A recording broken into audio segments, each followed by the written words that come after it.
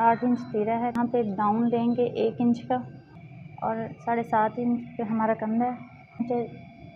Chest का निशान लगाएंगे, 10 इंच का निशान लगा देंगे और 2 इंच हम एक्स्ट्रा ले लेते हैं। निशान हम 7 इंच पे लगाएंगे और यहाँ ये 18 इंच हमारी कमर को 4 इंच का रखना है। इंच का बाद में डाउन आना है फ्रंट से, वो हमारा यहाँ पे आधे इंच का ये डाउन 13 इंच पे लगेगा।